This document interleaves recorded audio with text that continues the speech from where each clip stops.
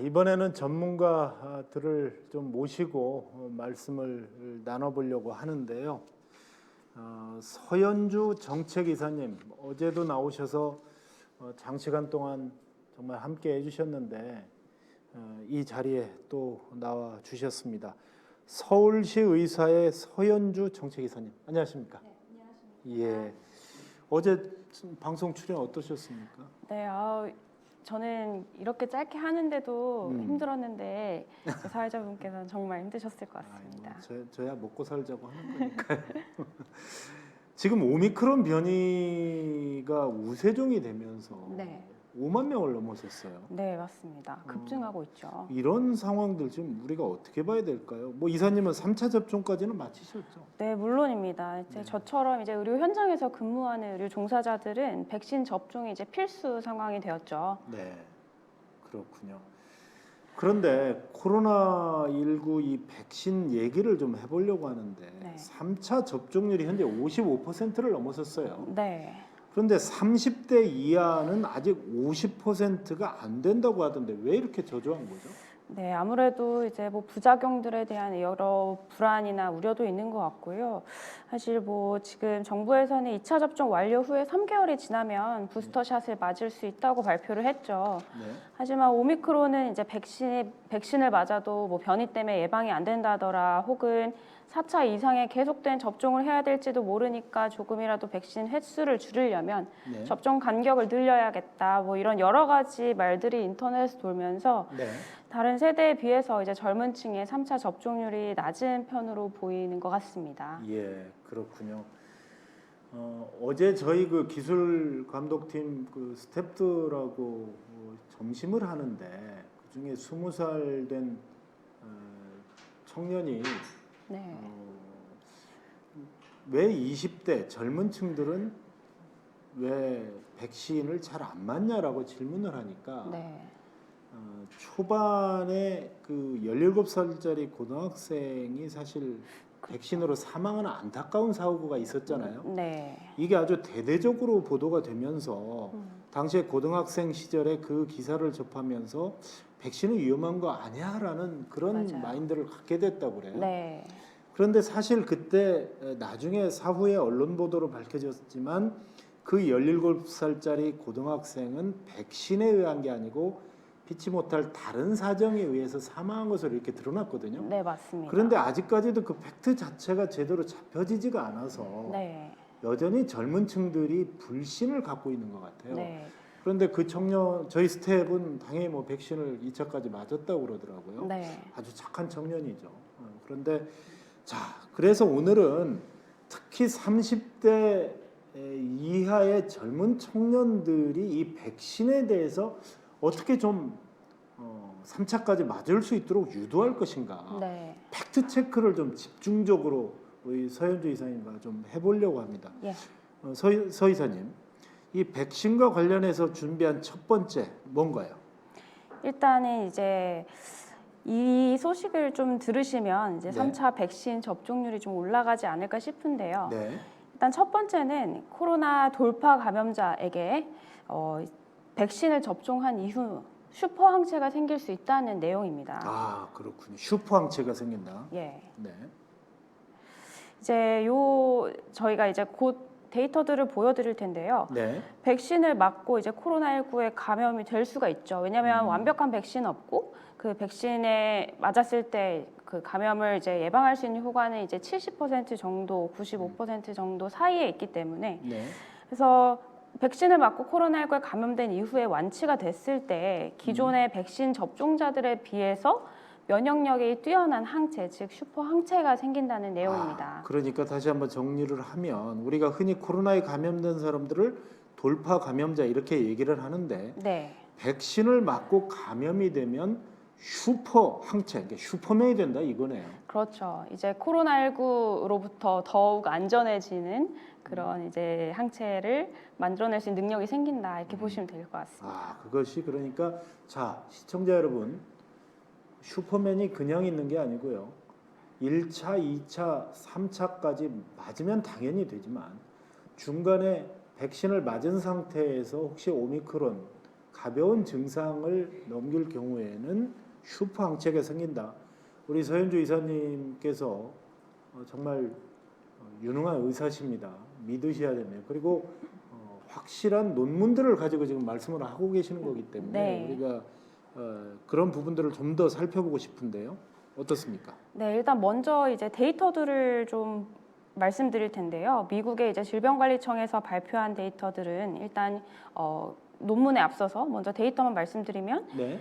캘리포니아 지역에서 약 75만 명 정도의 확진 환자 대상 연구에서 네. 백신 접종 후에 면역을 획득한 경우 네. 코로나 돌파 감염률이 1.55%로 감소했지만 자연 감염 이후 면역을 획득한 이후에 이제 재감염되는 경우는 0.5%로 백신만 접종했을 때 자연 감염으로 면역 획득하는 경우에 비해서 약 3분의 1 정도만 예방 효과가 있었는데요. 네. 만약에 백신을 접종한 후에 자연 감염이 되었다면 이제 다시 확진되는 비율이 0.36%까지 낮아집니다. 네. 즉 1.5배나 더 예방 효과가 높아지는 거죠. 자연 네. 감염에 비해서도. 네. 그렇기 때문에 이렇게 백신 접종 후에 코로나에 걸리게 되면 감염 그리고 위험해서 이제 입원하게 되는 위험률까지 가장 낮아진다. 즉 하이브리드 슈퍼 면역을 획득할 수 있다. 이렇게 보실 수 있는데요. 네.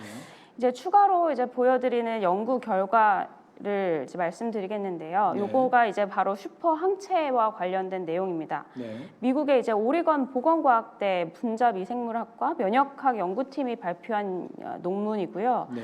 지난 26일 이제 슈퍼항체의 위력을 그룹별로 연구한 결과고 사이언스 이뮤놀로지라는 굉장히 명망 있는 학술지에 실린 논문입니다.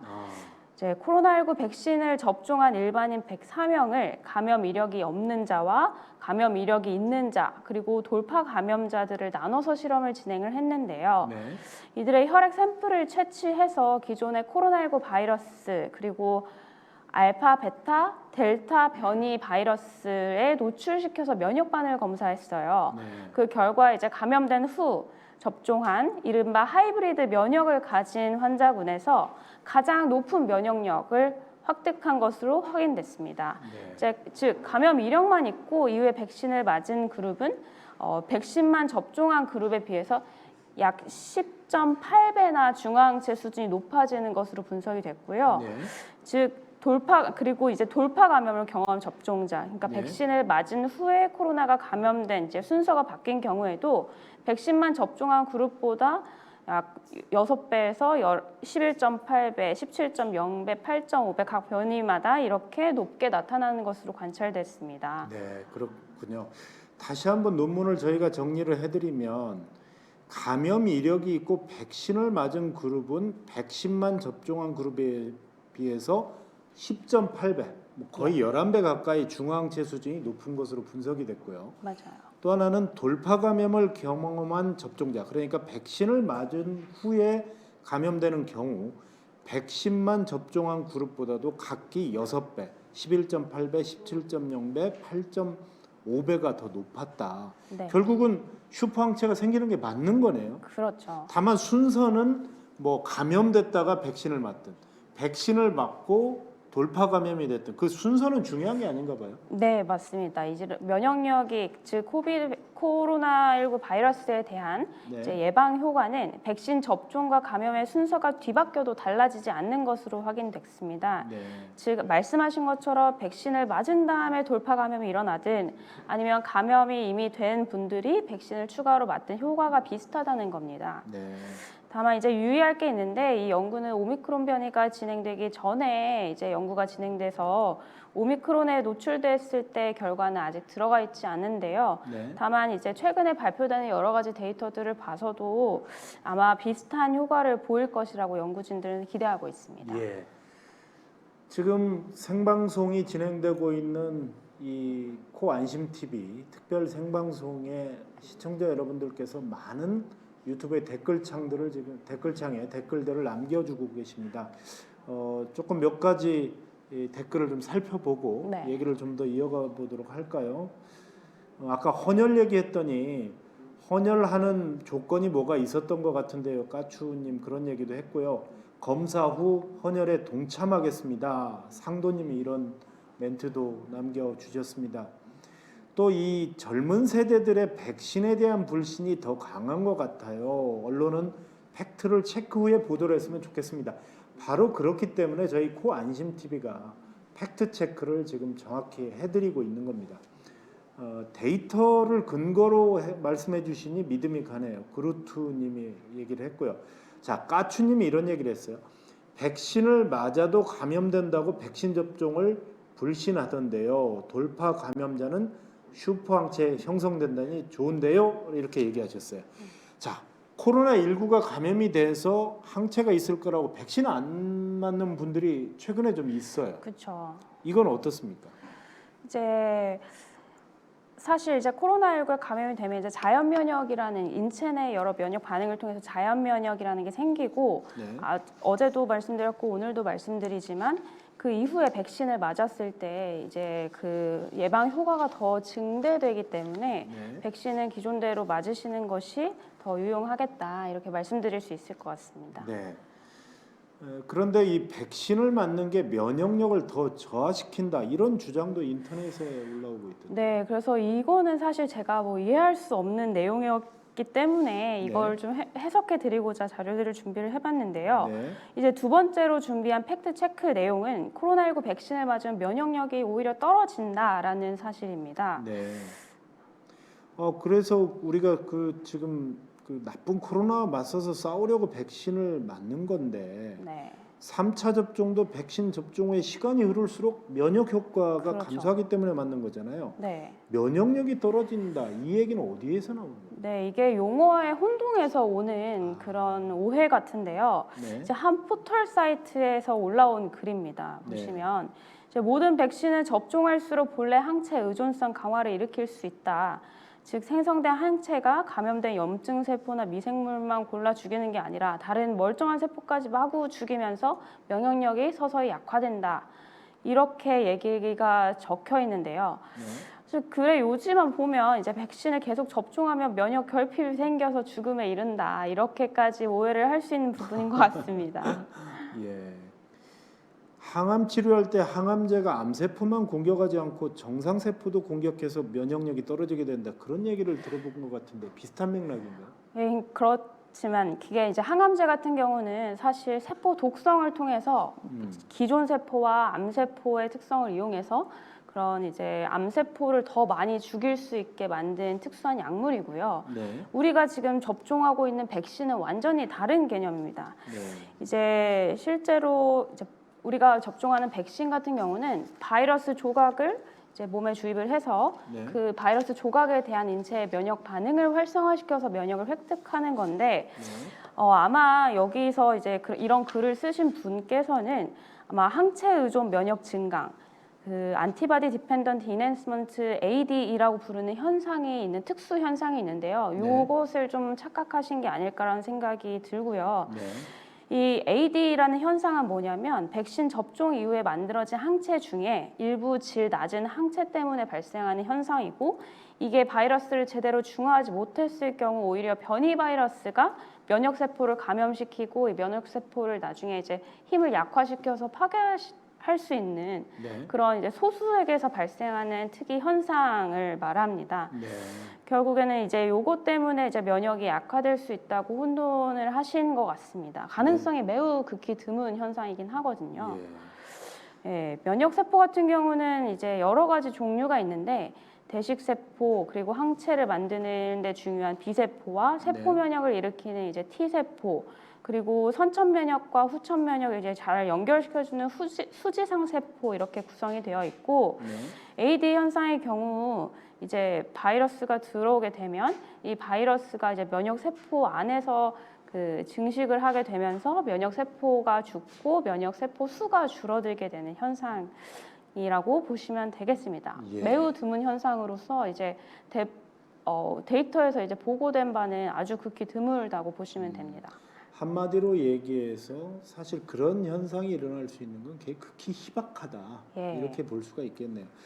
그런데 면역 세포 수가 줄어들면 면역력 약화로 이어지는 것은 아닌가요? 네, 뭐 그렇게 생각하실 수가 있는데 사실 인체에서 필요한 면역 세포는 계속 생성이 되고 그리고 그렇게 이어질 가능성은 아주 확률적으로 수백만 분의 1 정도로 저희가 생각할 수 있을 것 같고요. 네.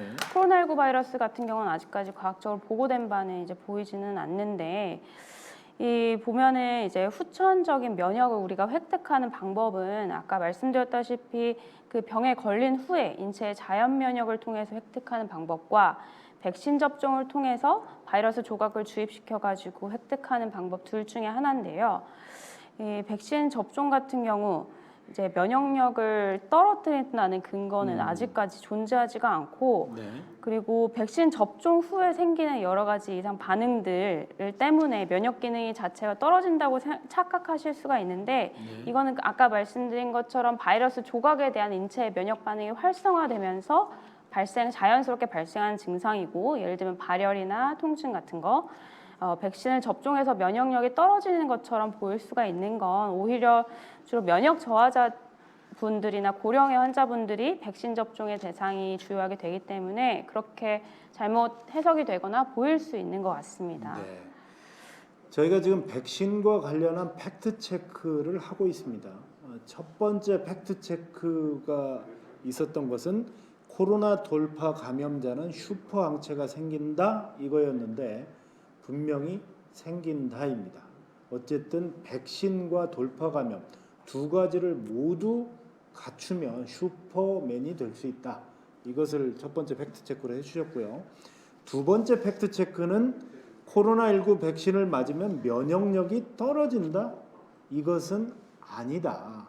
극히 가능성이 낮은 얘기다. 이것을 지금까지 짚어주셨어요. 예, 자, 두 맞습니다. 번째까지 지금 짚어봤고요. 세 번째 또 다른 재미있는 얘기가 있던데 백신 안에 뭔가가 살고 있다고요? 네, 이것도 참 얘기할 것들이 많은데요. 네. 네. 어떤 얘기입니까? 이건 세 번째 이제 내용은 예. 한때 굉장히 이슈가 많이 됐었죠. 백신에 미생물이 살아있다는 내용의 저희가 팩트 체크입니다. 네. 그런데 이제 어떤 미생물인가요? 그런 것들이? 네, 이제 최근에 이제 코로나19 백신 안에서 살아있는 미생물이 발견됐다라는 내용의 글과 영상이 떠도는 거 혹시 보셨나요? 예, 맞습니다. 네, 자신을 이제 산부인과 의사라고 밝히는 발언자가 네. 백신을 배양한 뒤에 이를 특수 입체 현미경으로 관찰했더니 정체불명의 미생물 확인체가 발견됐다라고 한 것입니다. 이분이 그러니까 저도 영상을 언뜻 본 것 같은데 네, 본인이 의사다라고 밝히고 네. 백신을 배양한 뒤에 그 특수 현미경으로 그것을 봤더니 정체불명의 미생물 확인체를 발견했다. 이게 유언비어인가요? 아니면 뭐 어떻습니까? 네, 그분이 이제 의사분인 거는 맞고요. 네. 사실 관계 당국과 이제 전문가들 한결같이 이 괴담은 사실 전혀 근거 없는 유언비어라고 이야기를 하고 있고 네. 대응한 뭐 가치조차도 없다 이렇게 일축하고 있고요. 실제로 대한의사협회에서도 이에 대해서 이제 잘못됐다는 성명서를 발표하고 해당 의사를 윤리위원회에 회부한 적이 있어요. 예. 그래서 식품의약품안전처, 즉 식약처에서는 백신은 살아있는 유기체가 들어있지 않은 무균 제제라고 거듭 강조했고 네. 그리고 그렇게 만들어진 약제만이 유통이 됩니다. 네. 코로나19 백신에 대해서 제조사가 이제 완제품을 출하하기 전에 반드시 무균 실험 그리고 이게 적절하게 잘 실링이 포장이 되어 있는지를 검토하도록 되어 있고요. 국가가 이후에 한 번 더 품질을 확인하는 국가 출하 승인 절차를 거칩니다. 네. 그렇기 때문에 유통되고 있는 백신 자체에 미생물이 발견되는 건 불가능한 일이고요. 그 백신을 따고 그 이후에 이제 상온에 노출을 시켰을 때 공기 중에 떠다니는 미생물들이 들어가서 발견되었을 가능성은 있겠죠. 네. 하지만 우리가 이제 그런 무균적인 조작을 거쳐서 백신을 주사를 하기 때문에 이거에 대해서는 걱정하실 내용은 없을 것 같습니다. 네. 해외에서도 유포된 적이 있어요, 사실. 예, 그렇군요. 다시 한번 이 부분을 좀 정리를 해드리겠습니다. 그분이 현직 의사인 건 맞는데 기본적으로 백신이 제조되고 국가 관리에서 출하될 때까지 여러 번의 테스트를 거치고 있고 그렇기 때문에 물론 이것이 포장을 하거나 이렇게 말하자면 최종 출하까지는 문제가 없지만 일선 의료기관에서 보관 상태라든가 네. 여러 가지 이런 상황에서는 좀 생길 수가 있는 수는 있는 건데 그걸 얘기하는 건지 아니면 이분이 주장했던 것은 원래 제품 출하 자체부터 문제가 있었다 이렇게 주장하시는 거죠? 네, 후자이고요. 네. 그리고 사실 의료기관에서 보관을 하는 그런 이제 절차 자체도 지금 국가 그리고 보건소에서 다 검토를 하고 또 거기에 대해서 관리를 하고 있기 때문에 네. 그 과정에서는 아마 문제가 없을 것으로 제가 생각을 합니다. 예, 그렇군요. 아까 해외에서 유포된 적이 있다고 그랬는데 그런 부분들이 같은 내용인가요? 네, 이게 백신에 대한 이제 많은 분들 불신이 생기면서 이런 유언비어들이 퍼지고 있는 것 같아요. 네. 코로나19 백신에 히드라와 같이 살아있는 미생물이 포함되어 있다는 동영상과 이미지가 해외에서 퍼진 적이 있습니다. 네. 이제 당시에 미국 존스홉킨스 보건안보센터 아메시 아달자 박사는 어떤 코로나19 백신에도 히드라가 존재한다는 증거는 없고 어떤 미생물도 백신을 제조할 때의 멸균 과정에서 살아남기 어렵다고 전했습니다. 예. 또한 이제 면역학자인 영국의 카디프 대학의 마티아스 에버를이라는 박사는 네. 문제가 된 현미경 이미지에 대해서 아까 제가 잠깐 언급했던 이후에 발생한 오염에 대한 이제 근거를 제시를 했는데요. 네. 이제 현미경이나 덮개 슬라이드를 깨끗하게 유지하지 않았을 때 그 현미경으로 보게 되면 섬유나 진먼지 같은 것들이 미생물처럼 보일 수 있다라고 말했습니다. 네. 또 화이자 제약 본사에서도 화이자 백신 자체에 바이러스 입자나 살아있는 성분이 포함되어 있을 가능성은 없다라고 입장을 밝히기도 했죠. 네, 그렇군요. 아, 히드라 얘기를 해주시니까 제가 옛날 생물 시간에 강장동물이고 맞아요. 아, 저 생물 사실 문과 출신이어서 이과에는 문외한인데 되게 어렵게 외웠던 생각이 납니다. 네. 근데 히드라를 여기서 접할 줄은 몰랐습니다. 저도. 역시 네, 여러분 공포심을. 초등학교, 중학교, 고등학교 공부가 도움이 안 되는 게 아니고요. 나중에 살다 보면 생활 속에서 어느 툭 튀어나오는 겁니다. 그런 부분들 여러분 아이들 뭐 나는 그 분야를 아니니까 모른다 안 배우겠다 이게 아니고요. 얕은 상식이라도 갖고 있는 게 모르는 것보다 훨씬 낫습니다. 또 모르는 게 죄는 아닙니다. 모르면 저처럼 물어보면 됩니다. 그럼요. 그렇죠? 네. 그 의사분 같은 경우도 물론 어렵게 공부를 하셨고 그분 나름대로의 주장은 있겠죠. 그런데 조금 전에 지적하신 것처럼 의사들의 모임인 대한의사협회가 그분의 주장에 대해서 팩트가 아니다. 그렇기 때문에 윤리위원회에 제소를 한 상태다. 다른 의사분들이 수많은 분들이 연구진들이 있기 때문에 논의에 의해서 컨센서스를 모아서 그분을 징계위원회, 윤리위원회에 회부한 거 아니겠습니까? 물론 그분도 당당하게 뭐 자기 주장을 해서 네. 과학적 검증을 하면 되겠죠. 그런데 이분의 어떤 뭐 현미경에 이물질이 있다든가 이럴 수도 있는 거기 때문에 그렇죠. 그런 가능성을 지금 얘기를 하셨고요. 지금 이 자리에 나와주신 우리 서연주 의사 선생님은 서울시 의사회 정책을 담당하고 있는 정책이사를 담당하고 계시는 분이거든요. 그렇기 때문에 더 오늘 이 방송에서 해주시는 말씀이 더 신뢰가 생기는 것 같습니다. 네, 네. 감사합니다. 자, 그러면 얘기를 좀 더 나눠보겠는데요. 마지막으로 이 백신 부작용에 대한 우려가 큰 분들이 여전히 많긴 한데 부작용 백신이 따로 있다 이런 이야기도 들리더라고요. 아, 네, 맞습니다. 그래서 준비한 네 번째 팩트체크 사안으로는 네, 부작용 백신 제조 번호가 따로 있나라는 부분입니다. 네, 그렇군요. 화이자 제조 번호, 모더나 제조 번호 이런 게 아니라 화이자에도 다양한 제조 번호가 있고 뭐 그런 건가요? 네, 이제 백신의 생산 라인과 유통 라인의 정보를 담고 있는 게 이 제조 번호라고 할 수 있는데요. 네, 같은 재료를 써서 제품 특성이 동일하다고 여겨지는 제품에 주어지는 번호로 우리 로트 번호라고도 합니다. 네, 이제 백신의 종류마다 다양한 제조 번호가 존재하게 되죠. 네. 그러니까 로또 번호 아닙니다. 로트 혹시 번호. 시청자분들 지금 귀가 번쩍 뜨이면서 로트 번호 하니까 로또 번호인가 아닌데 그게 아니고요. 로트 번호입니다. 로트 번호. 그런데 그런 소문에 따르면 생산 라인이나 유통 라인에 따라서 백신 부작용이 발생할 수 있다. 그래서 미리 제조 번호를 확인해야 한다. 이런 얘기네요. 네, 그렇게 파악하고 계신 것 같은데요. 이 네. 이야기가 사실 어떻게 나오게 된 거냐면요. 네. 여기 그림을 보시면 인터넷에 이제 코로나 백신 로트 번호 부작용 기록이라는 표가 한때 올라온 적이 있습니다. 네. 총 56개의 화이자 그리고 모더나 백신의 로트 번호가 이제 나열이 되어 있고요. 네. 이 각각의 백신에서 발생했다고 하는 그 부작용에 대해서 기록한 표입니다. 어떤 로트 번호를 보시면 뭐 부작용 건수가 거의 4,000건에 육박하는 경우도 있고 어떤 건은 이제 뭐 미국에서 가장 많은 사망자가 나왔다 뭐 이렇게 적혀 있기도 한데요. 네. 이 표를 과연 이제 믿어도 될지 에 대한 부분이 이제 사실 관건이죠. 예, 그렇군요. 네. 정말 믿어도 되는 건가요? 다시 한번 좀 말씀을 해주시면요. 네, 사실 이 표가 이제 완전히 위험하다, 그 백신이 위험하다고 단정할 수 있는 근거로 사용되긴 좀 어려울 것 같습니다. 네. 제조 변호별로 위험성을 따지는 이제 공식 통계는 이 표에 이제 표현이 되어 있는 미국이나 일본이나 지금 뭐 아직 확실하게 발표된 바가 전혀 없는 상황이고요. 한국도 마찬가지로 없습니다. 예. 그런데 이제 공식 통계가 없다고 해서 과학적 근거가 없다.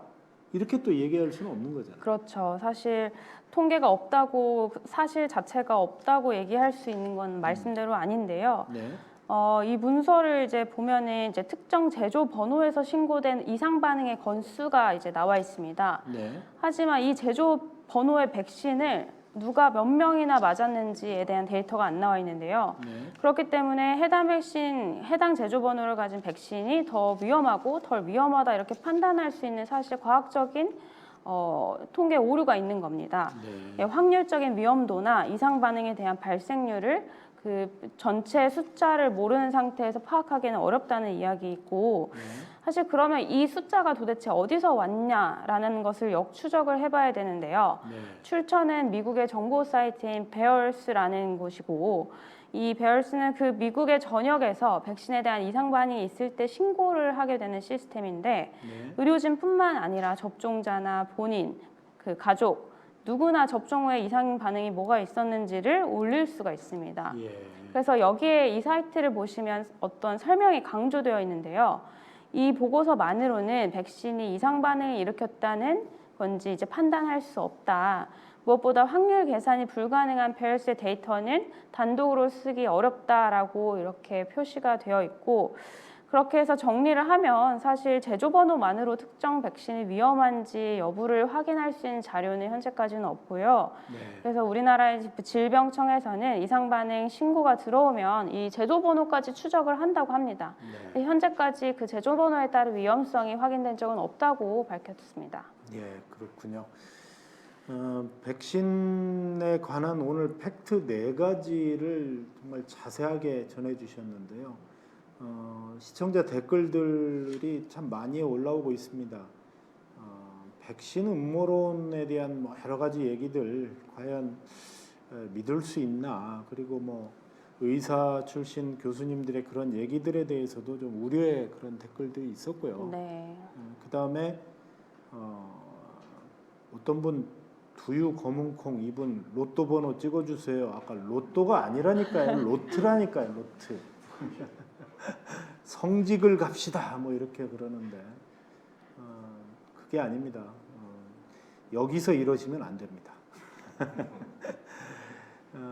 오늘 4가지 팩트 중에 어쨌든 다른 그 3가지는 모두 뭐 미생물이 살아있다라든가 아니면 여러 가지 그 백신에 관한 전문적인 얘기였고 시청자 여러분께서 주목할 딱 한 가지가 있습니다. 첫 번째 가장 중요하게 얘기했던 어떤 얘기였죠? 첫 번째 팩트가? 첫 번째 팩트는 이제 코로나 감염이 되고 나서 백신을 맞으면 슈퍼 항체가 생긴다는 내용이었습니다. 그러니까 코로나 항체가 돌파 감염이 된 뒤에 백신을 맞거나 아니면 감염이 된 뒤에 백신을 맞는 것이 아예 백신만 맞는 사람보다 훨씬 나은 건 사실이고요. 그런데 여기에서 감염이 됐다고 해서 백신을 안 맞는다. 이것은 굉장히 위험하다는 거죠. 그렇기 네. 때문에 반드시 중요한 것은 첫째도 백신, 둘째도 백신, 셋째도 백신이다. 이 부분을 여러 가지 연구 데이터들을 통해서 오늘 말씀을 해주셨어요. 예. 백신에 관해서 아주 재밌는 소문들이 많았는데 이런 내용들을 보시고 정말 우리가 불안감을 좀 덜어내셨으면 좋겠다. 네, 오늘 말씀을 드리면서 맞아요. 그런 생각이 들고요. 그런데 이런 와중에 다음 주 4차 접종 계획이 발표된다고 하던데 이렇게 어쨌든 3개월에서 5개월 단위로 접종을 해도 괜찮은 건가요? 네, 물론 이제 다양한 시각을 가진 분들이 많으시겠지만 실제 백신 접종의 의미는 빠른 집단 면역을 획득하고 그리고 개인의 입장에서는 특히 고령과 고위험자들의 경우에서 감염률과 중증증, 그러니까 위중증 자체를 감소시키는 목적인데요. 네.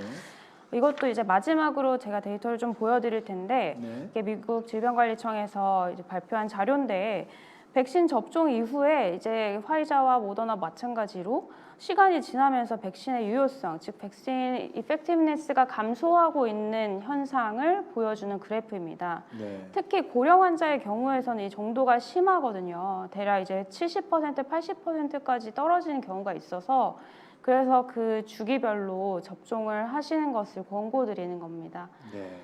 네. 그렇군요.